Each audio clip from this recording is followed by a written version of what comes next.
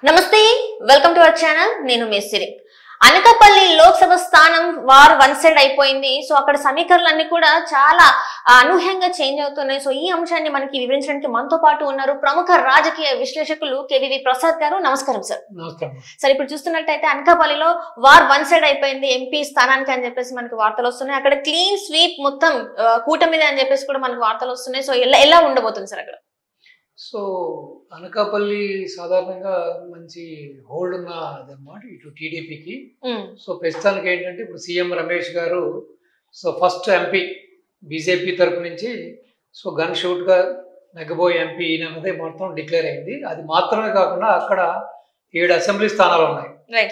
So 7 assembly స్థానాల్లో 3 assembly స్థానాలేమో వీళ్ళు జనసేన తీసుకున్నారు, మిగతా 4 అసెంబ్లీ స్థానాలేమో టీడీపీ తీసుకుంది. సో ఈ మొత్తం టోటల్ గా ఈ 7+1 సో 1 3 + 4 టోటల్ గా 7 కూడా మొత్తం క్లీన్ స్వీప్ చేయబోతుంది. ఫస్ట్ జిల్లా అనకాపల్లి జిల్లా కూటమి తరపు నుంచి క్లీన్ స్వీప్ చేయబోతుంది అన్నది విశ్వసనీయ వర్గాల ద్వారా తెలిసింది. ప్లస్ జనాల్లో కూడా అక్కడ చాలా గణనీయమైన మార్పులు వచ్చినాయి. ఇప్పుడు ఈ యొక్క ఎవరైతే ఎంపీ అభ్యర్థి సీఎం రమేష్ గారు ఉన్నారో వీరు కలిసి వచ్చే అవకాశం ఏంటంటే మన టీడీపీలో senior most politician plus most trusted and most పార్టీకి చాలా కావాల్సిన వ్యక్తి. సో ఈయన చింతకాల అయ్యన్న పాత్రి గారు ఉన్నారు. సో అది కాకుండా మాడుగులు అనే ప్రాంతం నుంచి బండారు సత్యనారాయణ గారు కూడా, ఆయన కూడా ఒక సీనియర్ మోస్ట్ నాయకుడు. సో దీనివల్ల ఏంటంటే ఎస్పెషల్లీ నర్సీపట్నం నుంచి భారీ మెజార్టీలో టీడీపీ ఎమ్మెల్యే సీట్ గెలవబోతుంది. సో ఆటోమేటిక్గా ఈ ఓటు బ్యాంక్ అంతా కూడా ఇటు బీజేపీకి పోలరైజ్ అవుతుంది. కాబట్టి సో బీజేపీ అభ్యర్థి అయిన ఈయన ఎవరైతే ఉన్నారో మన సీఎం రమేష్ గారికి సో విజయం అనేది చాలా ఈజీగా కేక్ వాక్ గా మారింది. అది కాకుండా ఇంకొక సీనియర్ నాయకుడు ఒక ఆయన ఉన్నారు అనకాపల్లిలో. సో అంతకుముందు కాంగ్రెస్ లో ఉన్నవారు, మంత్రిగా కూడా చేశారు, కొనతాల రామకృష్ణ గారు అని ఆయన ఉన్నారు. ఆయన కూడా ఇటు జనసేన టికెట్ మీద అనకాపల్లి నుంచి ఆయన కూడా ఎమ్మెల్యేగా పోటీ చేస్తున్నారు. సో ఇటు ఈ ఓవరాల్ గా ఇటు నర్సీపట్నం కానీ మాడుగులు కానీ ఇటు అనకాపల్లి కూడా తీసుకుంటే టోటల్గా వారు వన్ సైడ్ అయ్యేలా ఉంది. సో కాబట్టి డెఫినెట్గా సీఎం రమేష్ గారు సో ఎంపీగా ఈజీగా గెలుస్తారనే ఊహాగానాలే కాకుండా అది యథార్థం కూడా. ఇప్పుడు వాస్తవ పరిస్థితులు చూస్తే చాలా ఈజీగా ఆయన గెలవడానికి ఈ అంశాలన్నీ కూడా కలిసి వస్తున్నాయి. సో ఇది కాకుండానే మొత్తం ఈ యొక్క అంతకుముందు ఉన్న మిస్టర్ ఎగ్ మినిస్టర్ కోడిగుడ్డు అమర్నాథ్ ఉన్నాడు కదా, ఆయన అసలు ఏమీ చేయలేదు, ఆ నియోజకవర్గానికి ఏమీ చేయలేదు.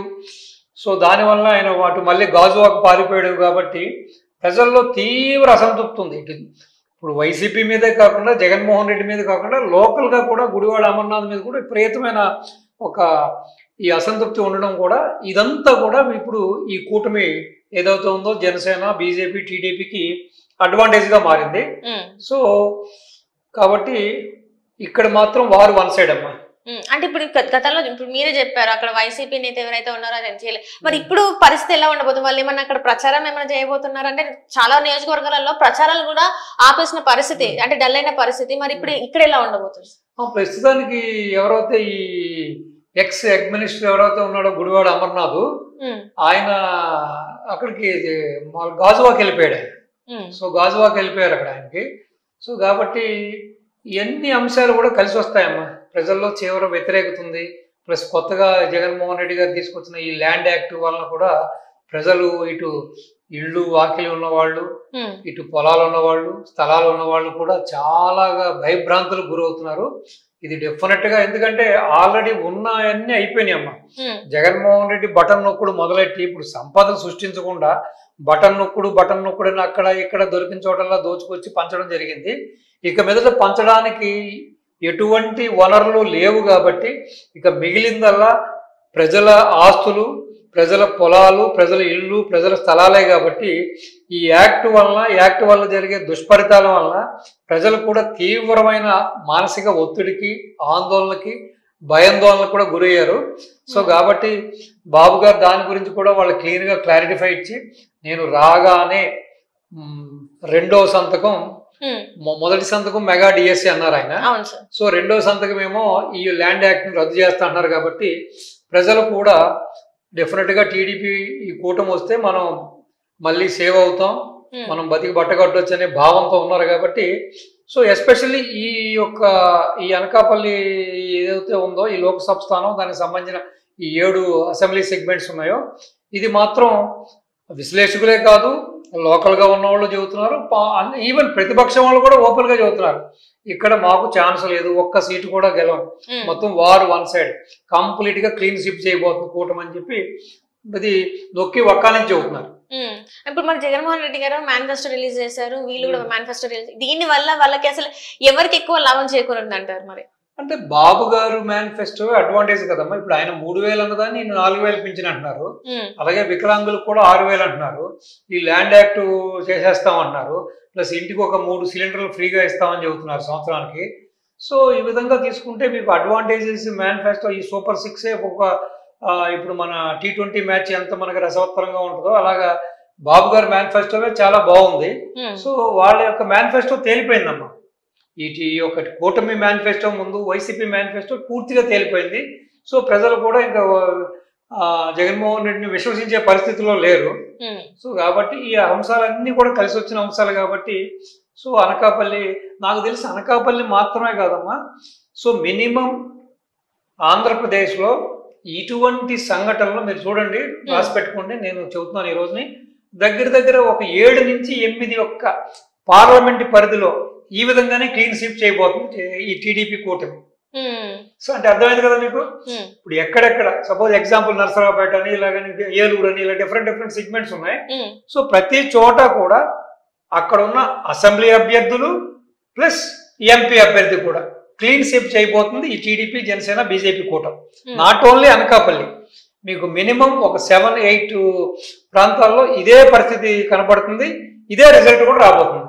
మన ఇప్పుడు వైసీపీ పరిస్థితి అంటే వాళ్ళు కూడా చెప్పుకున్నారు గట్టిగా, ఈసారి మేము కూడా గతంలో కొట్టినట్టు ఈసారి కూడా మేము స్థానాలు గెలవబోతున్నాం అంటున్నారు. మరి పరిస్థితులు చూస్తేనేమో వాళ్ళ మేనిఫెస్టో చూస్తేనేమో డీలాగా ఉంది. అంటే అందులో ఉన్న కార్యకర్తలు ఏంది మేనిఫెస్టో అని అనుకుంటున్న సందర్భంలో కొంతమంది ఏంటంటే ఎట్లా ఓడిపోతున్నాం కదా అట్లాంటి పార్టీకి ఇంకా మేనిఫెస్టో ఎందుకని కూడా వాళ్ళే అనుకుంటున్నారని చెప్పి వార్తలు వస్తున్నాయి. అది నిజమే అంటారా? మరి 100% నిజమమ్మా. రెండోది ఏంటంటే ఇప్పుడు ఈ మేకపోతే గాంభీర్యం తప్పించి ఏమీ లేదమ్మా. వాళ్ళకే తెలుసు, వాళ్ళకు కూడా కంప్లీట్గా ఈ యొక్క వాస్తవికత తెలుసు. సో కానీ ఏంటంటే ఏదో కాస్త కార్యకర్తల్లో మనోస్థైర్యం కోసం లేకపోతే నాయకులు మళ్ళీ వెనకం చేయకుండా లేకపోతే డబ్బులు ఖర్చు పెట్టకుండా ఉన్న డబ్బులు దాచుకుంటారనో, ఎందుకంటే వీళ్ళందరికీ ఫండింగ్ చేసింది జగన్మోహన్ రెడ్డి గారే కాబట్టి మళ్ళీ డబ్బులు ఎక్కడ రూపాయలు ఖర్చు పెట్టకుండా ఇంట్లో దాచుకుంటారని చెప్పి ఏదో మనం రాబోతున్నామని మనం గెలబోతున్నామని ఏదో 175 25 అని చెప్పి ఇది కేవలం బూటకం మాటలు మాత్రమేమ్మా. ఇందులో ఎటువంటి వాస్తవికత లేదు. నేతి బీరకాయలో నెయ్యి ఎంత ఉంటాం అనేది ఎంత యథార్థమో సో వీళ్ళ మాటలు వీళ్ళు నగ్గుతాం అనేది కూడా లేదు. వారు వన్ సైడ్ అమ్మా. ఇక్కడ ఎట్టి పరిస్థితుల్లో కూడా వైసీపీ అధికారంలోకి వస్తుంది అన్నది మాత్రం ఓన్లీ పగటికల మాత్రమే. 100% ఈ అనకాపల్లి యొక్క లోక్సభ స్థానంలో ఉన్న 7 అసెంబ్లీ సెగ్మెంట్స్ ప్లస్ ఒక ఎంపీ ఏ విధంగా క్లీన్ స్వీప్ చేయబోతుందో రాష్ట్రంలో కూడా మెజారిటీ ఆఫ్ ది సెగ్మెంట్స్ లో కూడా ఇదే రిజల్ట్ రాబోతుంది, ఇదే ఒక ఫలితాలు రాబోతున్నాయి. 100% టీడీపీ జనసేన బీజేపీ కూటమి అధికారం చేజెక్కించుకుని అధికార పీఠాన్ని నారా చంద్రబాబు నాయుడు గారు ముఖ్యమంత్రిగా కూర్చోబోతున్నారు. Right sir, right. Thank you so much sir. నమస్తే.